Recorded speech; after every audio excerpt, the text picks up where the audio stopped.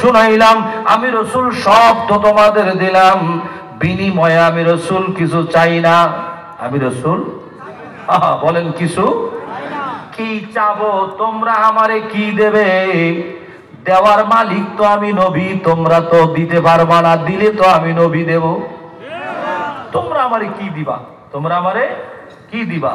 আমার আলা হযরত বলেন, कौन देता है देने को चाहिए, देने वाला है सच्चा हमारा नबी।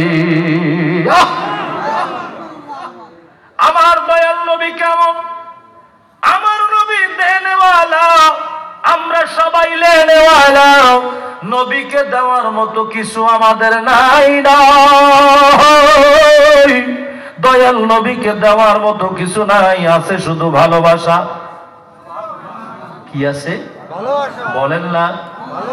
একজন সাহাবী আমার দয়াল নবীর দরবারে এসে বলে, নবীজি,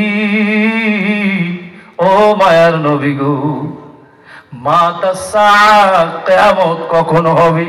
কিয়ামত কখন হবে? বলেন না, কিয়ামত কখন হবে? উম্মত আমার নবীর কাছে জানতে চাইছে সাহাবী। আমার নবী বললেন মজা করে, কেন তুমি কি কিয়ামতের জন্য সব রেডি হয়ে আছো? কি কি রেডি করছো কিয়ামতের জন্য বলো। সাহাবী উত্তর দেয়, দয়াল নবীর নূরের চেহারা মোবারকের দিকে তাকাইয়া, ইয়া রাসূলুল্লাহ, উহিব্বুকা হুব্বান শাদীদা, আমার কিছুই নাই, আমি শুধু আপনাকে বেশি করে ভালোবাসি।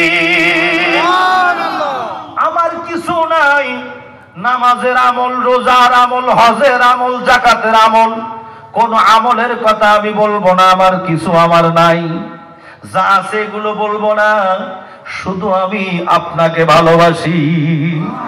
আমার দয়াল নবী বলেছেন, আদরের সাহাবী রে, যে আমাকে ভালোবাসে আমি রাসূল বলে দিলাম, কিয়ামতের ময়দানে সে আমি রাসূলের কাছেই থাকবে। আমার মায়ের নবী দেনেওয়ালা, আমরা হইলাম লেনেওয়ালা। আমার নবী বলেন, তোমরা আমাকে কিছু দিতে পারবা না, কিছুই তোমাদের কাছে আমি চাই না। আল্লাহ তো আমাকে দাতা হিসেবে পাঠিয়েছেন।